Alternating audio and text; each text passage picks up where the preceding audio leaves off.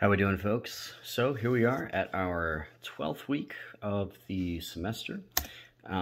This week we have our descriptive essay to augment, meaning add to. Remember, you have to add a page to your original page count and make any necessary edits and corrections that you feel you need to make based on any comments I had given you on the original and what you are able to deduce from your rubric score. So that is what is due at the end of this week. That is Sunday, okay? Otherwise, the only other thing that you have this week is a blog, which, remember, are voluntary, okay? One half of the group seeing this has a blog, and the other half has another blog. They're both called blog number 4, running from November 1st through Friday, November 5th. One half of the group watching this, their blog is to reflect on your MLA research experience, okay? Struggles, successes you had, finding pertinent research for your argumentative topic for your essay. And then the other half asks you to think about the 2 new modes of discourse we've covered after the MLA research essay, those being classification and division, the Heller piece on Is There a Formula for a Good Book, and then the one that we just finished reading, Amy Willent's A Zombie is a Slave Forever. That is an example of definition. And I ask you guys to tell me which author, Heller or Willent's, does a better job representing their particular mode of discourse. Okay, so either one that you have, it is voluntary. It is up to you whether you choose to do the blog or not. What I do is each time you contribute to a blog, that is plus 2 points on your MLA research essay. In this case, to your redone MLA research essay coming up in a few weeks from now. So it does behoove you to do the blogs even in the second half. A bit about, just to remind you guys how the protocol works for this second half here with the papers. What I do is the augmented edited essay itself is a homework grade, okay, 100-point class homework grade. And then what I do is I take that, okay, and I average it with your old score, and then that becomes your permanent new score for your essay. So, for example, the narrative originally, I have it set at, I believe it's 15% of your overall grade. You guys can double check that in the syllabus. So let's say you got a 90 on that, and you do all the corrections for the augmented corrected version, you get 100, okay? So 190, when you average them together, that makes a 95. So what had been a 90 for your narrative essay is now a 95. Okay, so that's 15% of your course grade having gone up 5 percentage points.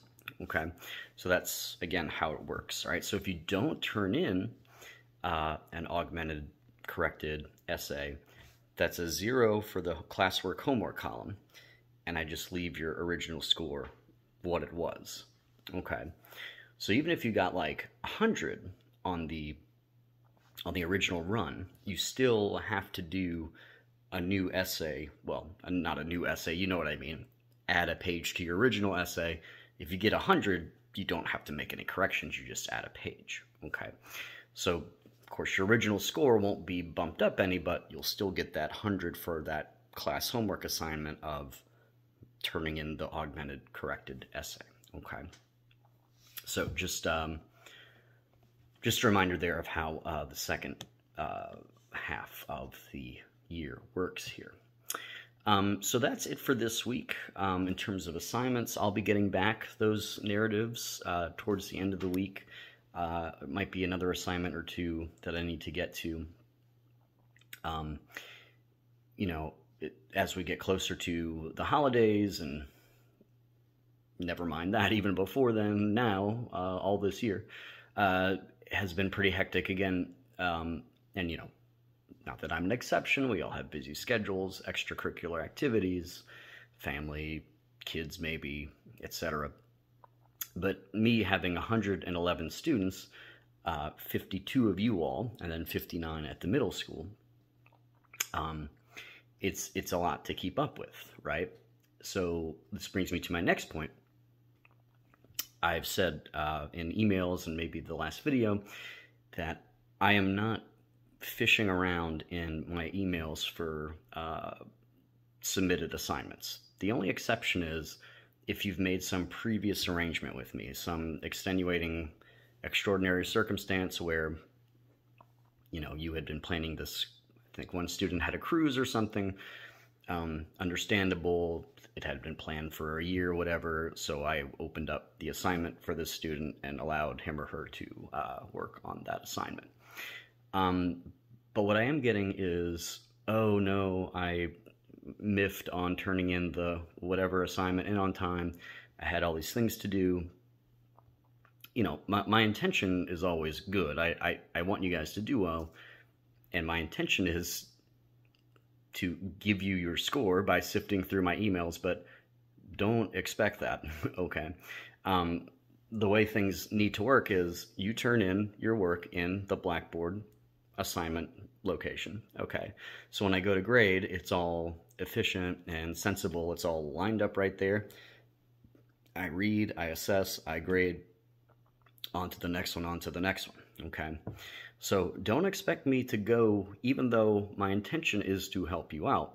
I would like to, okay? As a student myself, I understand. You know, I'm taking classes right now too. But I tell you what, I'm juggling a lot right now. But GD it, okay? I always get my work turned in on time. Maybe there was one exception this year where I asked for an extension and I still didn't take the extension, okay? It's not to brag, it's not to wave a flag, it's just saying you need to prioritize your time. This class is a part of your busy life, okay? And I know it's a pain in the neck. You know, I roll my eyes whenever I have a new assignment that I have to do for school, and I can't wait for it to be over, my teaching program. So I get it. I get it can be a drag and a pain, yet it is what it is, and you have to do it, okay? So let me be very clear, okay? Do not expect me to go looking for an assignment from you in my email. I am putting a 0 in the gradebook column, okay, if I don't find the assignment, regardless of what I've told you via email. If we have made an arrangement, you need to come back to me and say, hey, remember we talked about this, Mr. Volpe, if you'll please reconsider. Remember we had talked about you giving me an extension or whatever it was, okay? Now, if I've come back to you in an email saying, you know, hey, don't expect anything, there is no reservation for you, okay? I'm not making any commitment to you. It's like, I would like to help you out, but I'm not making any promises, okay? The only people who are promised, let's say, or to whom I have a commitment, are the people who turn in their assignments on time and in Blackboard. That is it, okay? It's very critical that we understand this because it always happens every year. There's a couple of students who, coming down to the line, oh, I forgot to do 800,000 things, now let me do them all this week. Do not do that to me, okay? Please. You gotta keep up, you gotta keep track, you gotta be turning things in correctly in the right place by the due date, okay? So let's work with each other. We're all on the same team.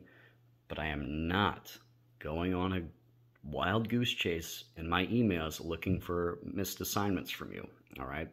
You will get a 0 in the gradebook, okay, if it is not in Blackboard.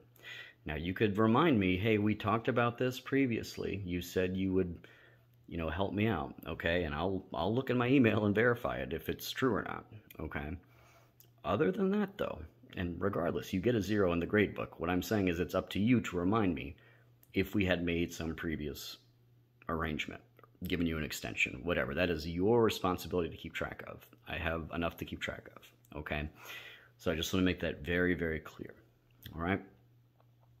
Okay, with that out of the way, again, this week, your descriptive, where you add a page to your original, make any corrections due by Sunday, by Friday, if you choose to do the blog. That is due by Friday, the 5th. Your descriptive redo is due the 7th Sunday. I'll be trying my best to get assignments back to you from the last week or so in the meantime. And if you do have any issues, problems, concerns, feel free to email me, and I'll do my best to return that to you in a timely manner. Okay? All right. It is October 31st, Halloween, when I'm recording this. My favorite holiday out of the year. No other holiday comes close. It is my undisputed favorite. I love Halloween. I am so pumped. You guys will be viewing this, I guess, on All Saints Day, the 1st. So my fellow Catholics out there, you know how big of a day that is for us. I wish everybody, well, you've already had a happy Halloween, having seen this video a day later. Hope you had a good one. Hope you have a great All Saints Day and All Souls Day on the 2nd. And if we have any British folks in the cohort here, Guy Fawkes Day. Remember the 5th of November. That is Friday. So enjoy your week. Peace. Talk to you again in a couple weeks with another video. Toodles. Trick or treat? We'll go with that.